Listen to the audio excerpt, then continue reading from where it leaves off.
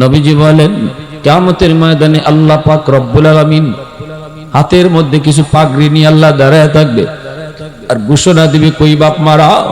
নবীর মা বাবা এসে কইবে, আল্লাহ আমরা অমুক নবীর আব্বা, অমুক নবীর আম্মা। আল্লাহ বলবেন আমি কোন নবীর বাপ মারে খুঁজি না। হঠাৎ করে একজন হাফেজের বাবা, আলেমের মা আয়েশা কইবে, আল্লাহ আমি অমুক হাফেজে কোরআনের মা। সুবহান। ও মালিক আমি অমুক হাফেজে কোরআনের বাবা। আল্লাহ পাক বলবেন আমি তো তোমাদেরকেই খুঁজতেছি। দুনিয়ার জমিনে তুমি বাবা সমাজের বিরুদ্ধে সিদ্ধান্ত নিছো, সমাজের 100টা ছেলের ভিতরে 99টা ছেলেই স্কুল কলেজের দিকে গেছে, বাপ মা ধইরা ধরে স্কুলে নিয়ে ভর্তি করছে, তুমি বাবা উল্টা দিকে রওনা দিছো মাদ্রাসায়। আমি আল্লাহকে খুশি করার জন্য সমাজের কত মানুষ কত কথা তোমাকে কইছে মাদ্রাসায় ভর্তি কইরো না, মাদ্রাসায় পড়লে সার্টিফিকেট পাবে না, চাকরি পাবে না, কেমনে চলবে, কেমনে খাবে, বউ ফালবে কেমনে, কত কথাগুলি তুমি বাপ মা শুনছো। এরপর সমাজের কথায় তুমি কান দাও নাই। আমি আল্লাহকে খুশি করার জন্য সন্তান হাতে নিয়ে মাদ্রাসায় রওনা দিছো, কারণ তোমার দিলের ভিতরে ছিল রিজিক মানুষের হাতে না, রিজিক কার হাতে? আওয়াজ দিয়া কোন, আওয়াজ দিয়া কোন। দোকানে রিজিক দেয় না আল্লাহ দেয়, চাকরিতে রিজিক দেয় না আল্লাহ দেয়, ব্যবসায় রিজিক দেয় না আল্লাহ দেয়। আল্লাহ পাক কইব রিজিক আমার হাতে, রিজিক আমার হাতে। মানুষ পাঠানোর আগে আল্লাহ রিজিক পাঠাইয়া দিছে। এজন্য সন্তান দুনিয়াতে আসার আগেই দেখে আল্লাহ তার মার বুকে তার দুধ পাঠাইয়া দিছে। কোন তো সন্তান দুনিয়াতে আগে আসে না তার খাওয়ান আগে আসে? মার বুকে দুধ আগে আয়, সন্তান আইয়া দুধের খুঁজে না, দুধ তার আগে আল্লাহ রেডি রেখে দেয়। এজন্য আল্লাহ কইছে বান্দা কোন রিজিকের টেনশনে তুই ঘুরোস, কোন রিজিকের টেনশনে তুই এত পাগল? আমি তো তোর রিজিক তুই দুনিয়া যাওয়ার আগেই ফাটাই রাখছি, একদম মার পেট থেকে নিয়ে মরণ পর্যন্ত কোথায় তোর কোন অবস্থায় রিজিক আসবে এটা তুই আসার আগেই আমি ফাইনাল করে রাখছি। আল্লাহ পাক তখন ওই মা বাবারে কইব দুনিয়ার মানুষের কথায় তুমি কান দাও নাই, তুমি দুনিয়ার মানুষের কথায় তুমি পড়ো নাই, বরং আমি আল্লাহকে খুশি করার জন্য সন্তান নিয়ে মাদ্রাসায় আইছো। ওই দিন আমি আল্লাহ তোমরা মা বাবার উপর খুশি হইয়া ওই দিনই তোমাদের জন্য ফাগরি বানায় রাখছি। সন্তান ফাগরি পরব দুনিয়ায়, আর তোমরা বাপ মা ফাগরি পরবে পরকালে আখেরাতে। আমার ভাইরা বন্ধুরা যুবক, এজন্যই আল্লাহ পাক রব্বুল আলামিন হাসরের ময়দানে আল্লাহ বলবেন বান্দা আমি তোমাকে মাফ করে দিব, কিন্তু একটা উসিলা লাগবে। এ বান্দা বল দুনিয়াতে কোন আলেমের মজলিসে তুমি বসছিলা কিনা?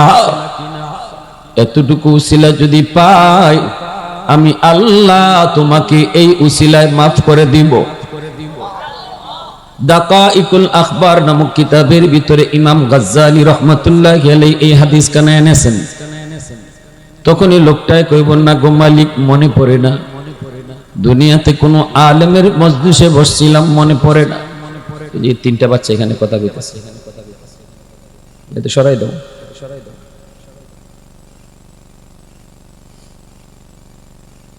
না গো মালিক মনে পড়ে না। আল্লাহ পাক বলবে বান্দা তাহলে বলো দুনিয়াতে কোনো আলেমের সাথে এক দস্তরখানায় বৈশা জীবনে খানা খাইছো নি? এতটুকু উসিলাও যদি আমি পাই আমি তোমাকে মাফ করে দিব। আওয়াজ আসতে সুবহানাল্লাহ, আরেকটু আসতে, আরো জোরে সুবহানাল্লাহ। তখনও বলবে না গো মালিক মনে পড়ে না, মনে পড়ে না। এইবার আল্লাহ পাক বলবে তাহলে বলো এমন কোন ঘরে তুমি থাকছো কিনা যেই ঘরে আগে কোন আলেম থাকতো? তখনও বলবে না মনে পড়ে না। আল্লাহ পাক তখন বলবে তাহলে বলো তোমার কোন সন্তানের নাম কোন আলেমের নামে নাম রাখছো কিনা? এ বান্দা বল দুনিয়ার জমিনে সন্তানের নাম কোন আলেমের নামে যদি নাম রেখে থাকো, এই উসিলাটা পাইলো আমি আল্লাহ তোমাকে মাফ করে দিব। এর যুবক, এজন্য সন্তানের নামটা অনেক বড় একটা নাজাতের বিষয়, খামখেয়ালি কোনো বিষয় নয়।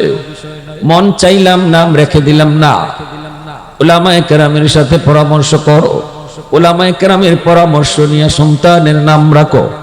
কারণ কিয়ামতের ময়দানে সন্তানের নামের উসিলাটাও নাজাতের উসিলা হবে। দেখো এ যুবক, ওই লোকটা তখনও কইব না গো আল্লাহ মনে পড়ে না, দুনিয়াতে কোনো আলেমের নামে নাম রাখি নেই, নাম রাখার ব্যাপারেও আমি ছিলাম গাফেল। পরিবারের কথায়, বাচ্চার নানার কথায়, নানির কথায়, বাচ্চার খালার কথায়, খালুর কথায় নাম রাখছি, আলেম ওলামার পরামর্শ নেই, কোন আলেমের নামে সন্তানের নামও রাখি নেই। আল্লাহ পাক বলবে বান্দা তোরে তো আমি মাফ করতে চাই, কিন্তু উসিলা তো পাই না। এবার আল্লাহ বলবে ফেরেশতারা ওরে জিগাও, দুনিয়ার জমিনে এমন কোন বন্ধু তার ছিল কিনা যেই বন্ধু আলেমদেরকে মহব্বত করত? দুনিয়ার জমিনে এমন কোন বন্ধু তার ছিল কিনা যেই বন্ধু রামপুর হাফিজিয়া দারুল কুনমা কোরআন কওমি মাদ্রাসায় আসা যাওয়া করত, মসজিদের ইমাম মুয়াজ্জিনের সাথে সম্পর্ক রাখত? এমন কোন বন্ধু তার ছিল কিনা যেই বন্ধু দারুল কোরআন মাদ্রাসার ছাত্রদেরকে বড় ভালোবাসত, মাদ্রাসার ছাত্র উস্তাদের খবর নিত? এমন কোন বন্ধু তার দুনিয়াতে ছিল কিনা? তখনই বলবে মালিক মনে পড়েছি, দুনিয়াতে আমার একজন বন্ধু ছিল, আমার বন্ধু মাদ্রাসায় আসা যাওয়া করত, ছাত্র উস্তাদের খবর নিত, ছাত্রদের খানার ব্যবস্থা না হলে ব্যবস্থা করত, লজিং এর ব্যবস্থা না হলে লজিং এর ব্যবস্থা করে দিত, মসজিদের ইমাম সাহেবের সাথে সম্পর্ক তার ভালো ছিল, আমার কাছে প্রায় আমার বন্ধু তাদের গল্প করত। ও মালিক, এমন একজন বন্ধু আমার দুনিয়াতে ছিল। তখনই আল্লাহ বলবে ফেরেশতারা আমার বান্দারে ফিরে আনো, জাহান্নামে নেওয়া লাগবে না। আওয়াজটা আরো জোরে সুবহানাল্লাহ। वहदत की हिफाजत नहीं बेकुव्वत बाजू, वहदत की हिफाजत नहीं बेकुव्वत बाजू, आती नहीं कुछ कमी हक़ खुदा दाद, ऐ मर्द खुदा तुझको कुव्वत नहीं हासिल, जा बैठ किसी गार में अल्लाह का करिया, ये सच है कि बातिल की तरफ दार नहीं हम, गद्दार न समझो हमें गद्दार नहीं हम, फूलों की तरह नरम मिजाज अपना है नज़र, हम तीर नहीं नेज़ा व तलवार नहीं हम तीर नहीं नेज़ा व तलवार नहीं हम। মুসলমানের আওয়াজে বলেন আল্লাহু আকবার। তখনই আল্লাহ বলবে আমার বান্দারে ফিরে আনো। দুনিয়ার জমিনে আলেম ওলামার সাথে তার সম্পর্ক ডাইরেক্ট প্রমাণিত হয় নাই, তবে ইনডাইরেক্ট প্রমাণিত হয়েছে, ঠিক না? সরাসরি না, কিন্তু বন্ধুর মাধ্যমে তার মহব্বত প্রমাণিত হয়েছে, ইনডাইরেক্ট প্রমাণিত হয়েছে, সরাসরি না। তবে একটু ঘুরাইয়া, এতটুকু ঘুরাইয়া মহব্বতকেও উসিলা বানায়া আমি আল্লাহ তার নাজাতের ফয়সালা দিয়া দিলাম। এ যুবক, এজন্যই শুনো আল্লাহ পাক রব্বুল আলামিন কয় ওয়া নুনাজ্জিলু মিনাল কুরআন মা হুয়া শিফাউন ওয়া রাহমাতুল লিল মুমিনিন। আল্লাহ পাক রব্বুল আলামিন কয় কোরআন নাজিল করেছি তোমাদের জন্য শিফা বানায়া, কোরআন নাজিল করেছি তোমাদের জন্য রহমত বানাইয়া। অতএব কোরআন হলো রহমত, কোরআনের প্রতিষ্ঠান মাদ্রাসা হলো রহমত, আর যারা কোরআন পড়ে, যারা কোরআন পড়ায়, এরা হলো জগতের জন্য রহমত। আল্লাহু আকবার, জোরে বলেন। এজন্য যুবক, নবীজি তার অন্য হাদিসে বলেছেন ইন্নাল আলিমা ইয়াস্তাগফিরু লাহু মান ফিল আরদ ওয়া মান ফিস সামা হাত্তাল হিতানু ফি জাওফিল মা ওয়া ফি রিওয়ায়াতিন আন-নামলাতু ফি জুহরিহা। নবীজি বলেন, উম্মতের দল, আলেম ওলামার কদর তোমরা যদি নাও বুঝো, আসমান জমিনের আর যত মাখলুক আছে ওরা ঠিকই বুঝে। ছোট্ট একটা বাচ্চা মাদ্রাসায় পড়ে, হে তোমার সামনে দিয়ে দুষ্টামি করে হাঁটে, তুমি দেখতেছো তার দুষ্টামি, কিন্তু নবী কয় সে যে দুষ্টামি করতেছে, এই দুষ্টামি করা বাচ্চাটার জন্য গাছের পাতাটায় দোয়া করে। সুবহানাল্লাহ, জোরে কও। যেই বালুর উপর দিয়া হাঁটে ওই বালু তার জন্য দোয়া করে, গর্তের পিপিলিকা দোয়া করে, পানির নিচের মাছ তার জন্য দোয়া করে, জঙ্গলের বাঘ ভাল্লুক তার জন্য দোয়া করে, এমনকি যত মাখলুক রয়েছে সবাই তার জন্য দোয়া করে। কেন দোয়া করে? কারণ মাছে জানে, গাছে জানে, পিঁপড়ায় জানে, বাঘ ভাল্লুকে জানে এই জমিন আল্লাহ টিকায় রাখছে আলেম উলামার উসিলায়, কোরআনের উসিলায়, কোরআনের তালিমের উসিলায়। আল্লাহর জমিনে আল্লাহর কোরআন এখনো শিক্ষা হয়, কোরআনের তালিম এখনো হয়, এখনো মানুষ সন্তানকে হাফেজ বানায়, এখনো ঘরে ঘরে কোরআনের কদর হয়, এখনো আলেম উলামাকে সমাজের মানুষ কদর করে, এখনো সমাজে আলেম হয়, মুফতি হয়, হাফেজ হয়। আল্লাহর নবী কয় এই জিনিসটা এখনো জমিনের মধ্যে আছে বিদায় আল্লাহ পাক রহমতের বাড়ি দ্বারা এখনো জারি রাখছে, এখনো মাদ্রাসা আছে, আলেম ওলামা আছে। এজন্য গাছ থেকে ফুল হয়, ফল হয়, জমিন থেকে ফসল হয়, নদী থেকে মাছ মিলে, বৃষ্টি নাজিল হয়। আমি চেয়ারম্যানে টিকে আছে, মেম্বারের মেম্বারে টিকে আছে, এমপির এমপিগিরি টিকে আছে। আজাব গজব থেকে আল্লাহ বাঁচায় রাখছে, রহমতের চাদর দিয়া সমাজ ঢেকে রাখছে। কারণ এই সমাজের মানুষ এখনো মাদ্রাসাকে কদর করে, উলামায়ে কেরামকে ভালোবাসে। সুবহানাল্লাহ, জোরে বলে। মাসে কই মালিক, উলামায়ে কেরামের হায়াত তুমি বাড়ায় দাও। পিপিলিকায় কয় আল্লাহ হাফেজদের হায়াত তুমি বাড়ায় দাও। ও মালিক, ঘরে ঘরে হাফেজ কবুল করে নাও, কারণ এরা যদি সমাজে চলে, এরা যদি সমাজে বাঁচে, আমি মাছ বেঁচে থাকার সুযোগ পাবো। সুবহানাল্লাহ, জোরে বলেন। হাফেজ কোরআন যদি সমাজে বাঁচে চলে, তাহলে আমি পিপিলিকা বেঁচে থাকার সুযোগ পাবো। তোমার গজব থেকে জমিন বাঁচবে, আমি পিপিলিকা বাঁচবো, আমি মাছ বাঁচবো, আমি বাঘ ভাল্লুক বাঁচার সুযোগ পাবো। নতুবা গজবের দ্বারা তো জমিন ধ্বংস হয়ে যাবে, কোরআন থাকবে না, হাফেজ সাহেব থাকবে না, আলেম ওলামা থাকবে না, আল্লাহ জমিন রাখবে না, মুহূর্তের ভিতরে সব রহমতের দরজা বন্ধ হয়ে যাবে। পর জমিনে গজব আর গজব নামবে, তখন কেউ বেঁচে থাকার সুযোগ পাবে না। অতএব চেয়ারম্যান টিকে আছে মাদ্রাসার উসিলায়, মেম্বারের মেম্বারি টিকে আছে হাফেজে কোরআনের উসিলায়, এমপির এমপিগিরি টিকে আছে ছোট বাচ্চা, ওই ছোট বাচ্চা যে মাদ্রাসায় পড়ে তার উসিলায়।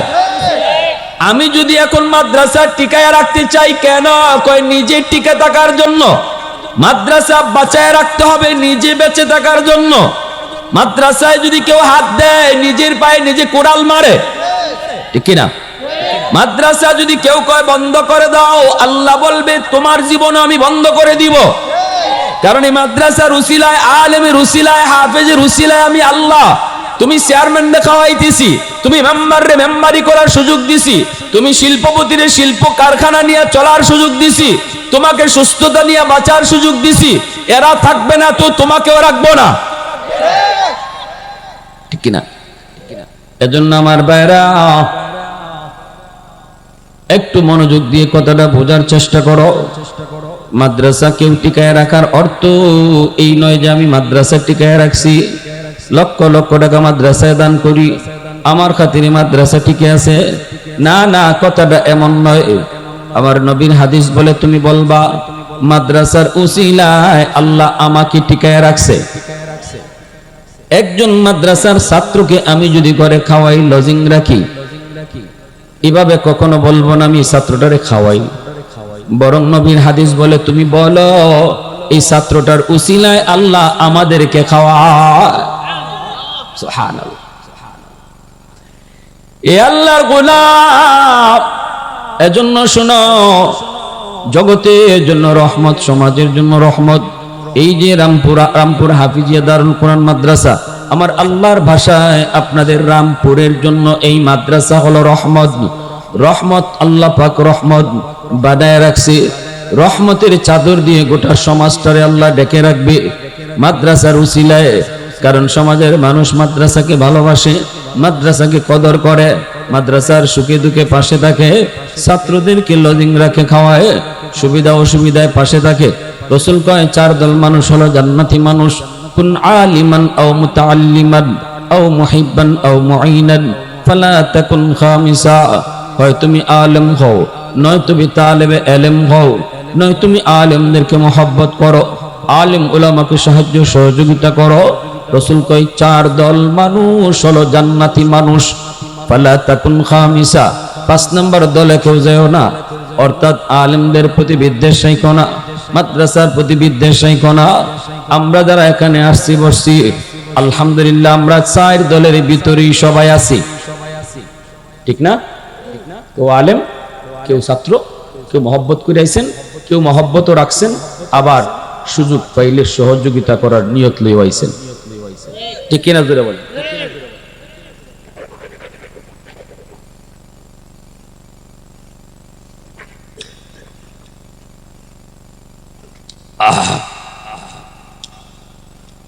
আমার ভাইরা বন্ধুরা জন্য বললাম, এই যুবক আমাদের সিলেটের নুরুদ্দিন গহরপুরি রহমতুল্লাহ গেলেই ময়মনসিংহ বেশি বেশি আসতেন বালিয়ার হজরতের কাছে, ঠিক না?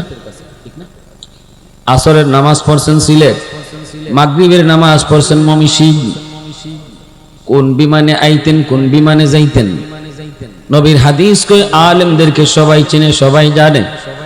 এজন্য ওনার জিন্দেগি তালাশ করলে দেখা যায় কোন বিমান নয়, জিন্নাতকে আল্লাহ তার তাবে বানায় দিছিলেন।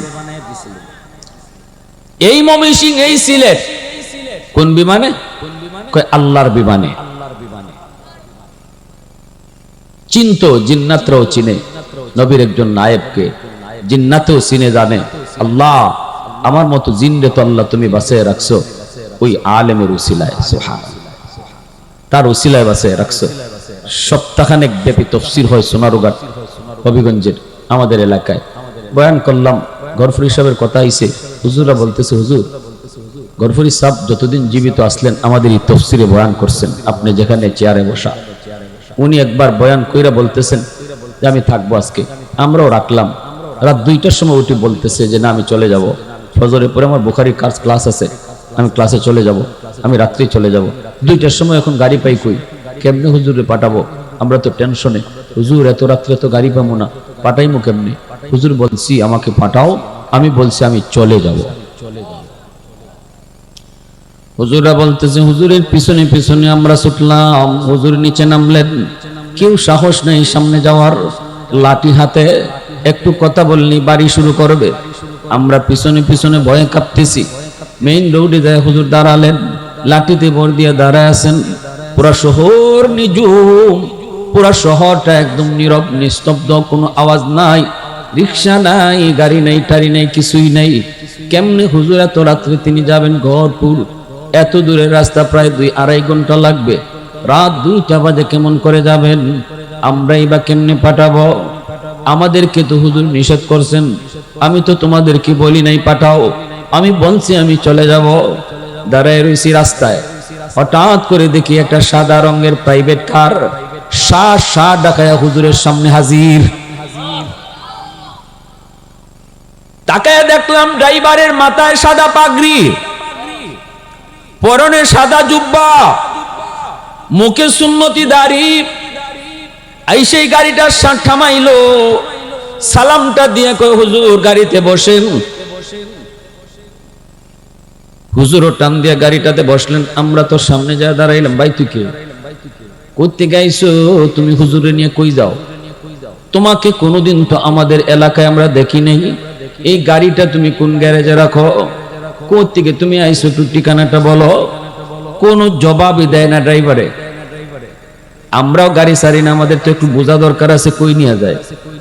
দুশ্মনও তো হইতে পারে, নিয়ে ক্ষতিও তো করতে পারে। আলেমুল আমার দুশ্মন আসেনি না নাই? জোরে বলেন। শাইখে কাতিয়া রহমতুল্লাহ আলাইহি আজকে দুনিয়ায় নাই। শাইখ আমিনুদ্দিন কুতবুল আলম শাইখুল ইসলাম হুসাইন আহমদ মাদানী রহমতুল্লাহ আলাইহির কলিজা, হায় হায় এত আদর করছেন।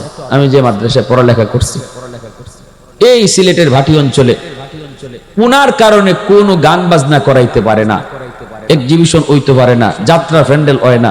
যেখানেই শুনে হুজুরে এখানে যাত্রা হইব, হুজুর গিয়া রাত নাই দিন নাই কেমনে হাজির হয়, কেমনে যায় কেউ কিছু বুঝে না।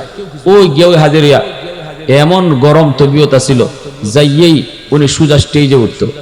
স্টেজে উঠতে এক টিন কেরাসিন, একটা মেস, কৌ যাত্রা শেষ। এমন জজবা ছিল, আল্লাহু আকবার। মহিলা টহিলা যেটা গান গাওয়ার জন্য আইতো, এতে কোন ভাই যে কোনটা দৌড়ে ভাগতো। এজন্য এই বন্ডারা হুজুরের প্রতি খুব ক্ষেপা আছিল। প্রচন্ড বর্ষার সিজন, বন্যা চলছে সিলেট। ডাকাতের দল এই বন্ডরা চিন্তা করছে হুজুরে মারবো, কেমনে নিব।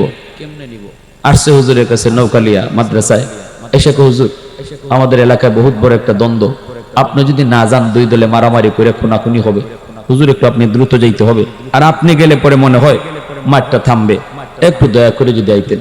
আর হুজুরের বৈশিষ্ট্য এটা ছিল, কোনখানে মাইর হবে ঝগড়া হবে এটা শুনলে হুজুর সবার আগে এখানে চলে যেতেন। আর উনি যেখানে গিয়ে হাজির হইতেন সাথে সাথে মায়ের দাঙ্গা বন্ধ। হুজুর এখানে গেছেন, যাওয়ার আগে হুজুর বলতেছে ঠিক আছে চলো চলো চলো ভাই, আর কেউ কিছু না কেউ মানে নৌকা উঠে গেছেন। সরল মন মুসলমানের দিল, মুসলমান মনে করে মুসলমান কখনো মিথ্যা বলতে পারে না। আল্লাহর ওলি শাইখে কাতিয়া রহমতুল্লাহ আলাইহি ওনার কাছে আগে যে যাইয়া কথা কইতো এটাই বিশ্বাস করতেন। পরে যদি একজনে বলতো হুজুর আপনার কাছে আগে যে কথা কয়ে গেছে কিন্তু মিছা কথা কইছে, তখন লাঠি দিয়ে বাড়ি দিতেন। না মুসলমান আবার মিথ্যা বলে কি করে, বিশ্বাসই হইতো না। মুসলমানই মিথ্যা বলতে পারে এটা বিশ্বাসই করতেন না। নৌকা উঠলেন, ডাকাতের দল নৌকা নিয়ে রওনা দিল। বিশাল বড় সিলেটের হাওর, সুনামগঞ্জের হাওর। এই হাওরের মধ্যে নিয়ে হুজুর কই কই তোমরা নিয়ে যাইতেছো, এত সময় তো লাগার কথা না, গভীর রাত হয়ে গেছে, এখনো তোমরা নৌকা বাইতেছো, ওই গ্রামে তো এত সময় লাগার কথা না। মৌলবী চুপচাপ বইতে, নাউজুবিল্লাহ জুরে, আমরা মায়ের বাংলাতে আনি নাই, তোমার আজকে খুন করব, তোমার কল্লা কাটতে নদীর ফলাই যাব। বিশাল বড় হাওর, পানি থই থই, কোন দিকে কোন গ্রাম কিছুই বোঝা যায় না, খালি পানি আর পানি। হুজুর বলতেছে তোমরা আমার মারতে আনছো বলে জি, কত আমার 2 রাত নামাজ পড়ার সুযোগ দাও, নামাজ পড়ো, জীবনের শেষ নামাজ পড়ো। বহু আমাদেরকে জ্বালাইছো। হুজুর 2 রাকাত নামাজে দাঁড়াইছেন, এর ভিতরে তুফান শুরু হয়ে গেছে। এমন তুফান, এমন তুফান। এখন ডাকাতের দল মনে মনে কয় নৌকা সামলাও তাড়াতাড়ি, যদি এই হাওরের নৌকা ডুবি খালি মৌলবী মরবে না, আমরাও মরব, কারণ কুল কিনারা পাবো না সাঁতরা, তাড়াতাড়ি করে নৌকা সামলাও। নৌকা সামলাইতে সামলাইতে ঝড় তুফানে হঠাৎ করে ওরা দেখে নৌকা একটা ঘাটে লাগছে। কোন ঘাট, ঘাটে লাগা মাত্র দেখা যায় কিছু মানুষ টর্চ লাইট নিয়ে আসতেছে। এত রাত্রে নৌকা কিনরে, এত রাত্রে কিসের নৌকা? টর্চ মাইরা মাইরা সামনের দিকে আসতেছে, তাকায়া দেখে পুলিশ আসতেছে। আর যে ঘাটে গিয়ে নাম লাগছে এই ঘাটটা হলো সুনামগঞ্জ পুলিশ স্টেশনে গিয়ে লাগছে, থানার ঘাটে। ডাকাতের দল দিশেহারা হয়ে গেছে, ঘটনা কি? আমরা আসিলাম কোন হাওরে আর আইলাম কোন? ডাকাতের দল আইসে দেখে হুজুর, হুজুরে তো ভালো করে চিনে, যেই মাত্র দেখছে হুজুর, হুজুর আপনি এত রাত্রে নৌকায়? সাথে সাথে ডাকাতের দল হুজুরের পা ধরে কয় হুজুর জীবনের জন্য মাপ চাইলাম, আর জীবনে আমরা অন্যায় কাজ করবো না, তওবা করলাম হুজুর, সারা জীবন আপনি যেভাবে বলবেন এভাবেই চলবো, আপনি আমাদেরকে মাফ করেন। পুলিশেরা কয় হুজুর এরা কারা আপনার পা পড়ে রইছে? হুজুর কয় এরা আমার খাদিম, এরা আমার খাদেম। কই এরা ভাউফুল্ল কোন? কই দোষ করছে খাদেম, সমস্যা নাই, চলো ভাই চলো। হুজুরের জীবদ্দশায় এই মানুষগুলা কারা ছিল কেউ জানতো না, সর্বদা হুজুরের খাদেম হইয়া পাশে থাকতো। হুজুরের মৃত্যুর পর এই ঘটনাটা এরা প্রকাশ করছে। সারা জীবন তারা এরকম আল্লাহর ভয় অন্তরে রেখে চলে গেছে। আল্লাহু আকবার। এজন্য উলামায়ে কেরামের দুশমনও আসেনি না নাই? হুজুররা কয় আমরা তো এরকম প্রাইভেট কারের সামনে দাঁড়ায় গেছি, না রে ভাই তোমারে যেতে দিব না, একটু কও তুমি কে। বলা মাত্রই ঘরপুরি সাহেব রাহিমাহুল্লাহ তিনি বলেন, এ তোমরা এরে কিতা জিগাও, এরে তোমরা কিতা জিগাও, এ কি জবাব দিব? এ কি মানুষ নি জবাব দিত? আল্লাহু আকবার জোরে কও। मैं तालिब मौला हूँ मेरे इश्क निराला, मैं तालिब मौला हूँ मेरे इश्क निराला, है जुमला जहाँ जिनके तजल्ली से उजाला, है जुमला जहाँ जिनके तजल्ली से उजाला, मादरुद जहाँ गैर खुदा यार नदारम, যদি याद खुदा ही चिदिगुर कार नदारम, যদি याद खुदा ही चिदिगुर कार नदारम। মুসলমানের আওয়াজে বলেন আল্লাহু আকবার, আর একটু জোরে আল্লাহু আকবার। এজন্য আমার ভাইরা বন্ধুরা বলতেছিলাম, নবীজি বলেছেন ছোট্ট বাচ্চারা মাদ্রাসায় পড়ে, তুমি দেখতেছো দুষ্টামি করে, কিন্তু এই ছোট বাচ্চাটাও যেই রাস্তা দিয়ে যায়, এই রাস্তার আশেপাশের কবরের আযাব আল্লাহ 40 দিনের লাগি তার খাতিরে মাফ করে দেয়, যে কোরআন পড়তেছে। সুবহানাল্লাহ। ফেরেশতারা তার প্রতিটা কদমের পায়ের নিচে নিচে পর বিছায় রাখে। আমি আপনি দেখি তার পায়ের নিচে বালু, কিন্তু নবী কয়, আমি নবী বলতেছি তার পায়ের নিচে ফেরেশতাদের ডানা। সুবহানাল্লাহ জোরে বলেন। আমি আমার আপনার দেখাটা ঠিক না নবীর দেখা ঠিক? জোরে বলেন। আমার দেখাটা ঠিক না নবীর দেখাটা ঠিক? আমার রাসূল কয় না, আমি রাসূল বলতেছি তার পায়ের নিচে ফেরেশতাদের ডানা। আল্লাহ। এজন্য দুনিয়ার জমিনে তার মাথায় পাগড়ি পরাবে দুনিয়ার মানুষ। আজকে এই ছেলেটা হাফেজ হওয়ার পর তার মাথায় পাগড়ি পরাইবেন আপনারা, পাগড়ি পরাইবেন তার উস্তাদগণ, পাগড়ি পরাইবো আমরা, কিন্তু কিয়ামতের ময়দানে তার মা তার বাবা তাদের মাথায় পাগড়ি পরাইবেন আল্লাহ নিজের হাতে। মান কারা আল কুরআন ওয়া আমিলা বিমা ফিহি উলবিসা ওয়ালিদাহু তাজান ইয়াউমাল কিয়ামা দাউহু আহসানু মিন দাউইশ শামস। নবীজি বলেন কিয়ামতের ময়দানে আল্লাহ পাক রব্বুল আলামিন হাতের মধ্যে কিছু পাগড়ি নিয়ে আল্লাহ দাঁড়ায় থাকবে, আর ঘোষণা দিবে, কই বাপ মারা? নবীর মা বাবা এসে কইবে, আল্লাহ আমরা অমুক নবীর আব্বা, অমুক নবীর আম্মা। আল্লাহ বলবেন আমি কোন নবীর বাপ মারে খুঁজি না। হঠাৎ করে একজন হাফেজের বাবা আলেমের মা আয়েশা কইব, আল্লাহ আমি অমুক হাফেজে কোরআনের মা। সুবহানাল্লাহ। ও মালিক আমি অমুক হাফেজে কোরআনের বাবা। আল্লাহ পাক বলবেন আমি তো তোমাদেরকেই খুঁজতেছি। দুনিয়ার জমিনে তুমি বাবা সমাজের বিরুদ্ধে সিদ্ধান্ত নিছো, সমাজের 100টা ছেলের ভিতরে 99টা ছেলে স্কুল কলেজের দিকে গেছে, বাপ মা ধৈরা ধরে স্কুলে নিয়ে ভর্তি করছে, তুমি বাবা উল্টা দিকে রওনা দিছো মাদ্রাসায়। আমি আল্লাহকে খুশি করার জন্য সমাজের কত মানুষ কত কথা তোমাকে কইছে মাদ্রাসায় ভর্তি কইরো না, মাদ্রাসায় পড়লে সার্টিফিকেট পাবে না, চাকরি পাবে না, কেমনে চলবে, কেমনে খাবে, বউ ফালবে কেমনে, কত কথাগুলি তুমি বাপ মা শুনছো, এরপরও সমাজের কথায় তুমি কান দাও নেই। আমি আল্লাহকে খুশি করার জন্য সন্তান হাতে নিয়ে মাদ্রাসায় রওনা দিছো, কারণ তোমার দিলের ভিতরে ছিল রিজিক মানুষের হাতে না, রিজিক কার হাতে? আওয়াজ দিয়া কোন, আওয়াজ দিয়া কোন।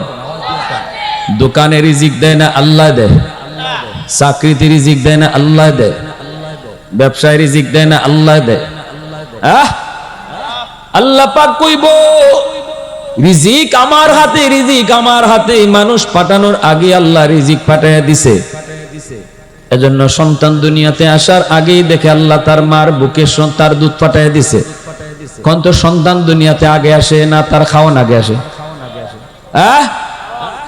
মার বুকে দুধ আগে আয়, সন্তান আইয়া দুধের খুঁজে না, দুধ তার আগে আল্লাহ রেডি রেখে দেয়। এজন্য আল্লাহ কইছে, বান্দা কোন রিজিকের টেনশনে তুই ঘুরোস? কোন রিজিকের টেনশনে তুই এত পাগল? আমি তো তোর রিজিক তুই দুনিয়া যাওয়ার আগেই ফাটাই রাখছি। একদম মার পেট থেকে নিয়ে মরণ পর্যন্ত কোথায় তোর কোন অবস্থায় রিজিক আসবে এটা তুই আসার আগেই আমি ফাইনাল করে রাখছি। আল্লাহ পাক তখন ওই মা বাবারে কইব, দুনিয়ার মানুষের কথায় তুমি কান দেও নাই, তুমি দুনিয়ার মানুষের কথায় তুমি পড়ো নাই, বরং আমি আল্লাহকে খুশি করার জন্য সন্তান নিয়ে মাদ্রাসায় আইছো। ওই দিন আমি আল্লাহ তোমরা মা বাবার উপর খুশি হইয়া ওই দিনই তোমাদের জন্য ফাগরি বানায় রাখছি। সন্তান ফাগরি পরব দুনিয়ায়, আর তোমরা বাপ মা পাগড়ি পরবে পরকালে আখেরাতে। সন্তান পাগড়ি পরব মানুষের হাতে, তোমরা বাপ মা পাগড়ি পরবে আমি আল্লাহর হাতে। আল্লাহর হাতে পাগড়ি পরার নিয়ত কার কার আছে? একটু হাত তুলে আল্লাহরে দেখান। আল্লাহ তুমি কবুল করো। সবাই বলে না আমিন। আরো জোরে কোন আমিন, আরো জোরে আমিন। কিছু চাইতেই